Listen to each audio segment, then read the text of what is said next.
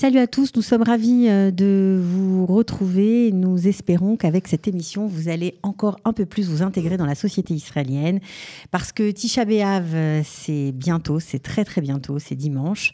Et nous avons voulu vous donner des idées pour vivre cette journée avec tout le Ham Israël. Alors bien sûr, tous les endroits qu'on va vous conseiller d'aller voir ou peut-être les activités auxquelles on va vous conseiller de participer sont souvent en hébreu. Mais ce n'est pas grave, il y a aussi pas mal de choses que vous pouvez faire, découvrir avec vos pieds. Donc même si vous ne parlez pas la langue, c'est pas grave, ça ira aussi pour vous.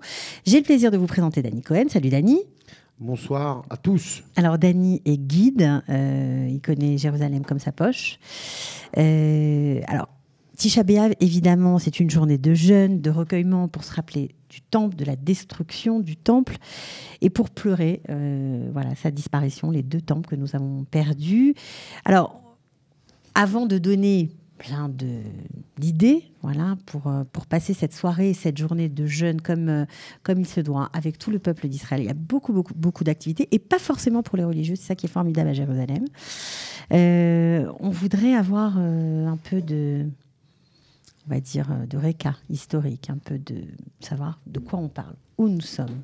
Alors, il faut d'abord comprendre que la destruction du premier et du deuxième temple, c'est un grand trauma. C'est un immense trauma pour le judaïsme. Le judaïsme qui a lieu qu'à Jérusalem. On nous coupe les jambes, on n'existe plus. On est détruit, effacé. C'est un trauma. C'était le centre économique, social, culturel, religieux, les Kohanim. Et du jour au lendemain, on n'a plus tout ça. On se retrouve à Babylone, à la première exilé diaspora. Et on est des malheureux.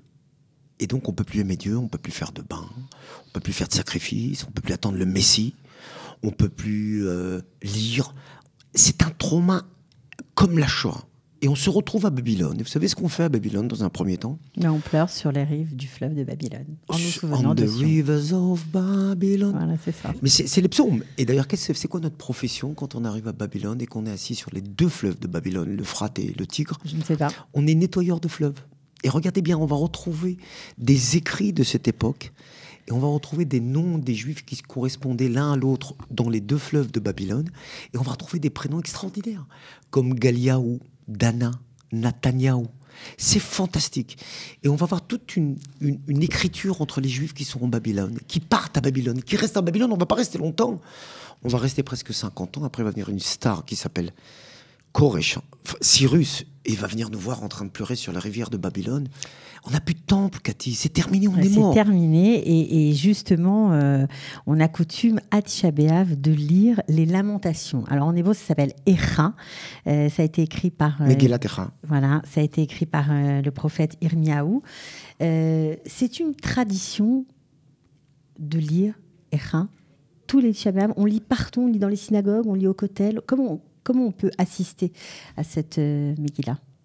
Alors d'abord, chaque fête, elle a toujours des textes qui vont avec. Echa, il est parallèle à ce qu'on vit en ce moment, c'est-à-dire Ben Hametzarim de Yud Aleph Betamuz jusqu'à Tisha B'Av. Et là, on se calme tous, on se rappelle. Si vous me posez la question, c'est venir autour de Jérusalem. Et regardez qu'est-ce qui se passe ces dernières années. Comme il y a une décontraction de la part du Waqf. Le Waqf, c'est l'autorité musulmane qui protège le temple. Avant, on venait tous au mur, on avait peur d'aller dans les autres portes. Alors on venait, on enlève ses chaussures, on mettait un sac de pommes de terre sur soi-même. C'est toujours comme ça c'est d'ailleurs le premier endroit, évidemment, où il faut courir. Si vous venez à Jérusalem, si vous êtes à Jérusalem ou si vous venez d'ailleurs, allez au Kotel. C'est assez incroyable, je crois. Qu'est-ce qu'on y trouve des gens en prière qui lisent la Megillat Echa, assis par terre. Les Lamentations, assis par terre. Sac de pommes de terre, de la poussière, comment vous m'avez dit tout à l'heure ? La cendre. La cendre sur la poussière. Parce que à l'époque, quand on était en deuil, c'est ce qu'on faisait. Mais ce qui est intéressant... On se met de la cendre sur la tête et on a un sac de jute sur soi. Déchiré, on est plus sale parce que c'est un trauma, cette destruction du temple. Ce qui est fantastique, Cathy, c'est qu'on va être presque massacré intellectuellement et physiquement à la destruction du premier et deuxième temple et qu'on est encore là. C'est ça cette réussite de l'histoire du peuple juif. On est encore là.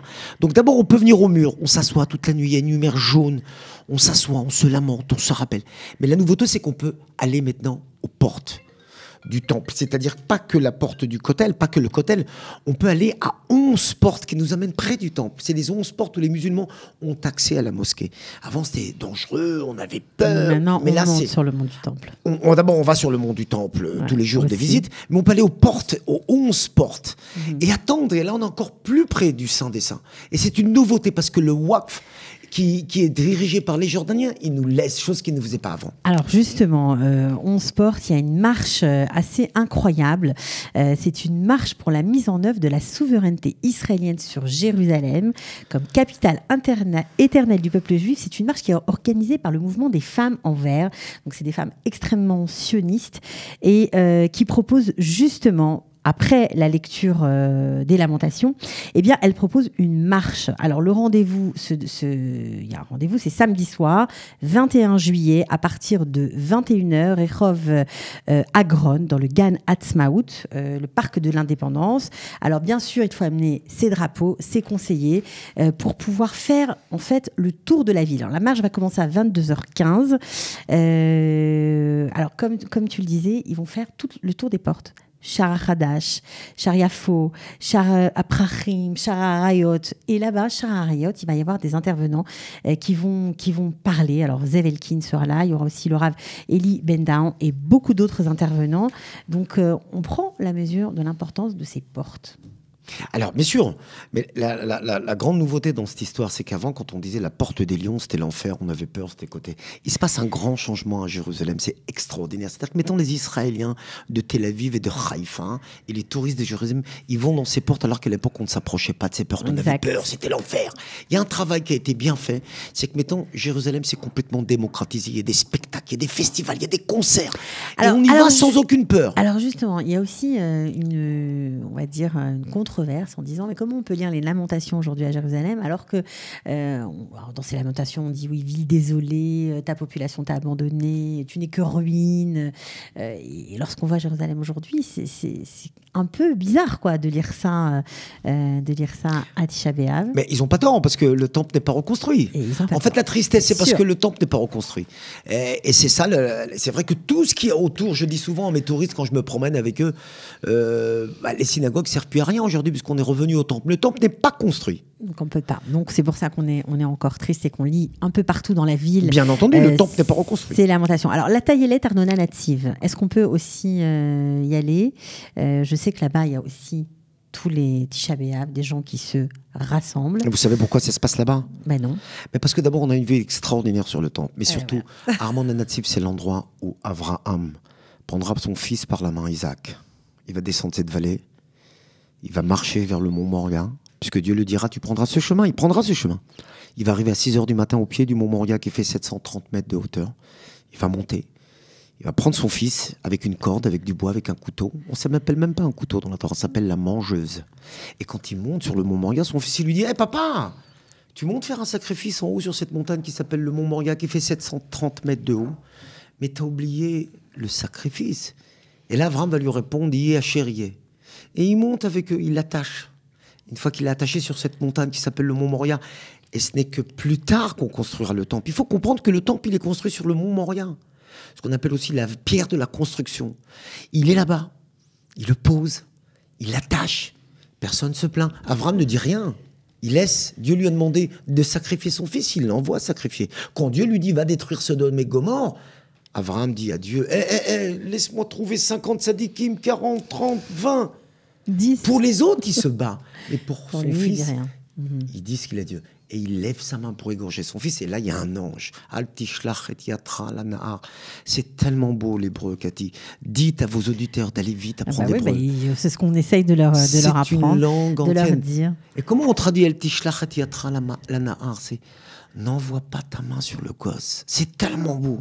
Et là, il y a un ange qui s'appelle Gabriel, qu'on va retrouver dans le christianisme, qu'on va retrouver dans l'islam, puisque dans l'islam, il s'appelle Djibril. Et Abraham, on l'appelle Abraham chez nous, on l'appelle Abraham chez les chrétiens, on l'appelle Ibrahim chez Alors les musulmans. c'est bien avec Dany parce qu'on peut partir, on peut faire le tour vraiment et tout, raconter l'histoire juive dans tous ses détails. Alors, on a parlé du Kotel, on a parlé de la Taïelet Arnona Native. Si je te dis Harazetim, là-bas aussi, le soir de Tisha B'Av, parce que tout se passe le soir, parce que la journée fait vraiment très très chaud, donc le soir de Tisha B'Av à Razatim, où il y a l'amphithéâtre. Tu peux expliquer aux auditeurs comment on fait pour arriver là-bas? Est-ce que c'est dangereux ou pas? Non, je calme tout le monde. D'abord, il y a un travail extraordinaire qui est en train de se faire et qui est en train de faire depuis 10 ans pour l'association Elad. Ils font un travail extraordinaire. D'abord, ils numérotent tous les noms des tombes et tous les noms des tombes. Ensuite, il y a une station de police, les enfants, là-bas. Donc on peut y aller. De plus en plus sûr. Tout le monde vient. Il y a des centaines de milliers par jour de personnes qui viennent sur le mont des Oliviers. Il y a un hôtel qui a été racheté par les Israéliens.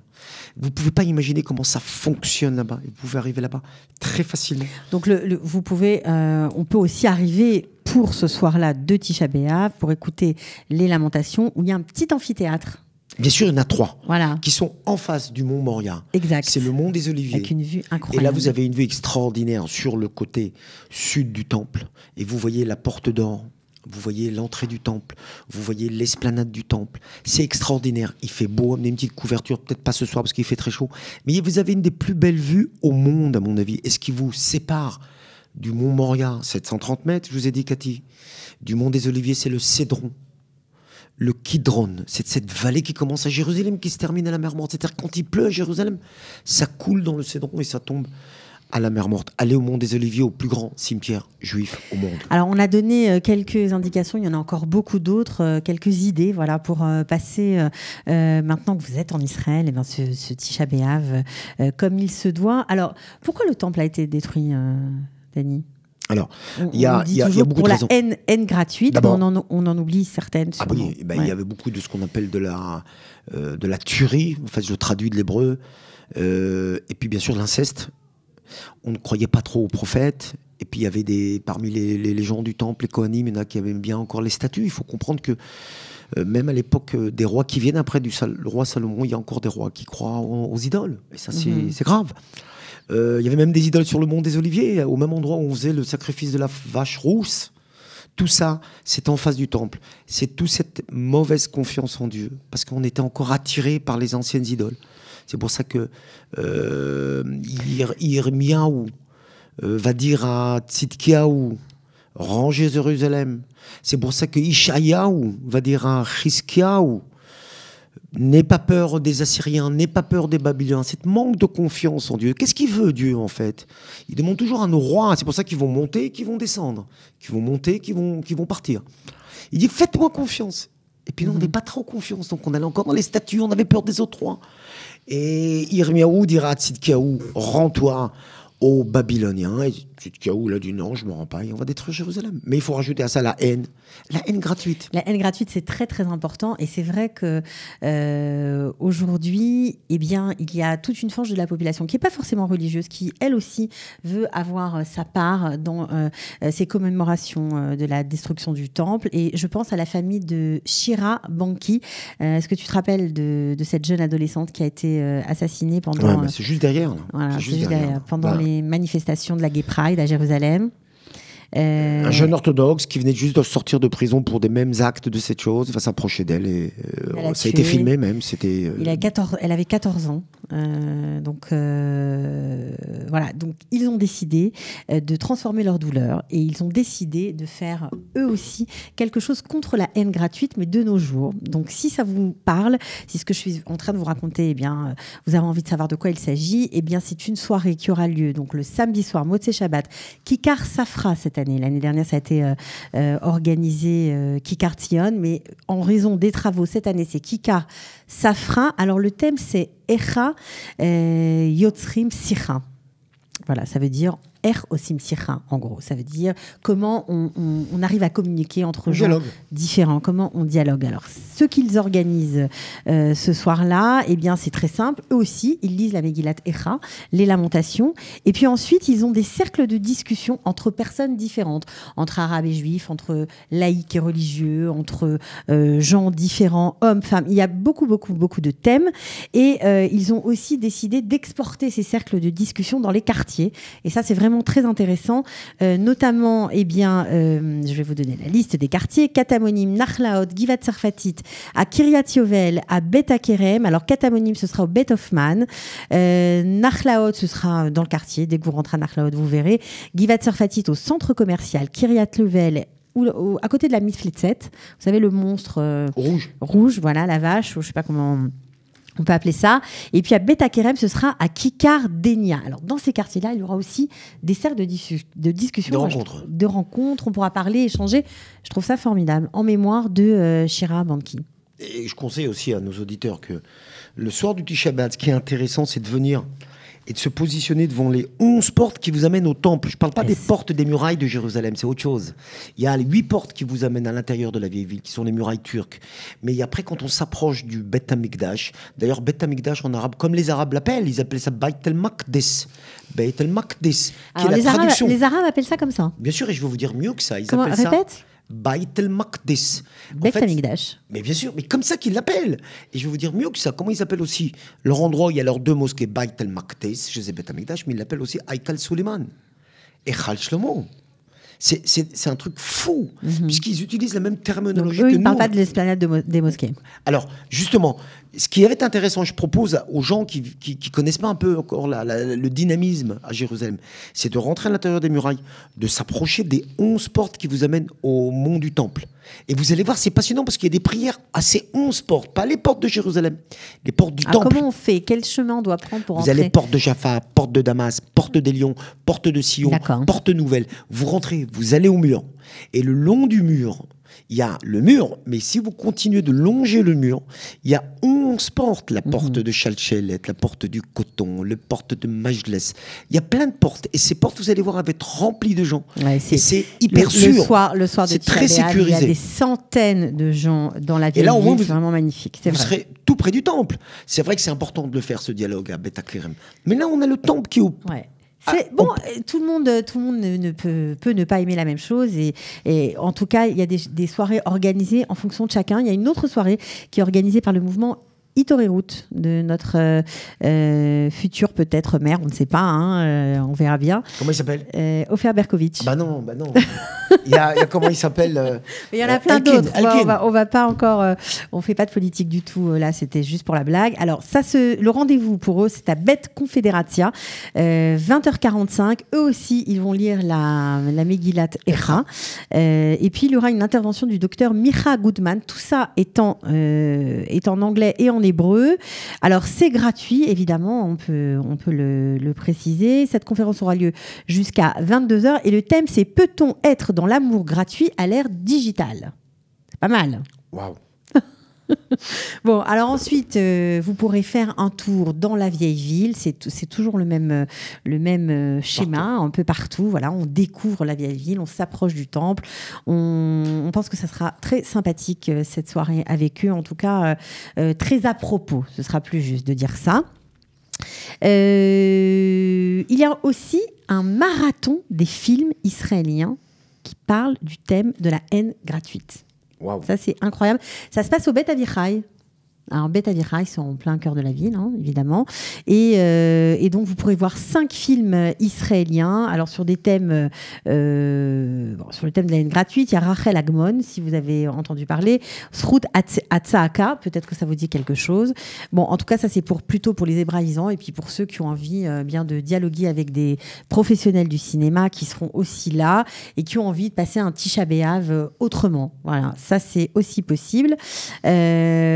Il y aura aussi un autre événement à Emek Rephaim, au 12 Emek Rephaim, organisé au Bet Yehudit, pardon. Voilà, donc là, vous pourrez aussi, sur le même thème, avoir la Megillah et puis des discussions. Il y a vraiment énormément de choses. Alors, qu'est-ce que ça te fait, Dani, toi qui as l'habitude d'être dans le côté historique, de guider des touristes, de voir toute cette recrudescence d'activité le soir de Tisha B'Av? Il se passe quelque chose de passionnant en Israël. On se rapproche du livre, on se rapproche de la traduction, on se rapproche des valeurs. On revient, on a un bouquin extraordinaire qui s'appelle la Bible. Il faut le lire, il faut le comprendre, il faut le peser. Il y a le livre qu'on va lire à la synagogue, mais il y a le livre qu'on va ouvrir aussi dans son salon. Il ne faut pas lire beaucoup. D'ailleurs, je ne vous conseille pas de le lire 10 pages. Lisez 2 pages. Posez-vous. Essayez de penser à la déco qu'il y avait à l'époque. Essayez de penser à la, Parce qu'on a, à la on a géographie. cette haine gratuite quand tu parlais tout à l'heure de tuerie, d'inceste, que ça nous touche Non, pas. Mais parce que les gens, ils reviennent à un livre extraordinaire qui s'appelle la Torah. Là. Je comprends que les gens reviennent. Alors, jusqu'à il y a encore 20 ans, on avait le rêve de la paix en Israël.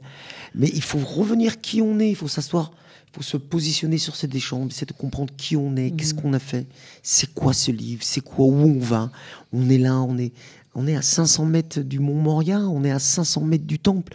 On a une histoire à charger, on a le livre qui a amené la moralité, le livre qui a amené les lois, on a amené les évangiles. Revenons à ces choses qui sont passionnantes et je comprends pourquoi les gens veulent se rappeler de la destruction du temple. C'était notre structure, c'était notre vie, c'était notre système et ça nous a été coupé comme ça du jour au lendemain. C'est des traumas comme la Shoah presque. Et je comprends que les gens veulent revenir. Alors les gens, tout est virtuel aujourd'hui, tout va très vite. Les gens ont envie de se poser qui on est et où on va. Et je trouve ça extraordinaire que les gens reviennent sur leur passé. On se rappelle encore de ce temple. Mais temple. de toute façon, le judaïsme, Cathy, vous le savez, c'est pas être. Le judaïsme, c'est faire. On fait tout le temps être juif. On le fait le Shabbat, on fait les fêtes, on fait Tisha B'Av, on fait Sukkot, on fait Pessah. C'est pour ça qu'on a tenu la route, parce qu'on fait à chaque fois. On n'est pas. Parce que si je suis, je disparais. Je fais. Et c'est ça, d'être juif. Donc, on vous souhaite de faire Tisha B'Av comme il se doit, de jeûner, de faire attention aussi à la chaleur, de bien boire parce que ça va être une journée, c'est pas évident. C'est pour ça que toutes les activités ont lieu le soir. Aller au cotel, aller dans la Vaille-Ville, marcher, profiter. Et prendre de bonnes conclusions parce que c'est pas tout de se rappeler. Il faut dire, je me rappelle. Qu'est-ce que je fais pour être mieux demain, pour être bon demain, pour aimer, pour être... je vous rappelle que pour s'éloigner de cette haine gratuite. Voilà, et voilà. Quand Dieu il choisit Abraham pour sacrifier son fils sur le mont Moria, il ne choisit pas Abraham par hasard. Il choisit Abraham parce qu'Abraham, il est complètement bon. Il fait rentrer tout le monde dans sa tente. Les grands, les petits, les gros, les mecs, les blancs, les jaunes. Et c'est ça. Et il dit, c'est cet endroit, tu enverras la lumière. Ici, c'est la présence de Dieu. Va, prends cette lumière et montre-la au monde. Alors, évidemment qu'on ne doit pas faire de la haine gratuite. Bon, ok. En tout cas, on espère que, vous aurez eu des idées, vous aurez appris aussi des choses. Merci Dany d'être venu, voilà, d'avoir quitté vos touristes pour nous parler un peu du temple, des temples de Jérusalem et de cette belle ville que vous aimez tant. C'est vrai, je suis un passionné, puis je la redécouvre tous les jours. Vous savez comment je la redécouvre? C'est pas parce que les pierres changent. Elles sont là depuis 2000 ans, les pierres. C'est pas tout simplement que je les découvre avec le regard des gens, avec leurs questions, avec leur enthousiasme, comment ils regardent. Et vous savez, quand ils arrivent au mur, que ce soit des musulmans, des juifs ou des chrétiens, ils sont émerveillés. Et c'est pas un hasard si Dieu, il a dit, cet endroit sera ma maison sur terre, cet endroit sera mon nom sur terre. Ici, tu me feras un temple pour toutes les nations. Et ici, tu me construiras un temple pour que moi, Dieu, je sois en vous. Pas que moi, Dieu, je sois dans le temple. Que moi, Dieu, je sois chez chacun. Eh bien, on espère que non seulement il sera chez chacun, mais qu'en plus, on aura le plaisir de voir la construction du 3e temple. Je suis sûre qu'on n'est plus si loin. Inch'Allah. Ciao.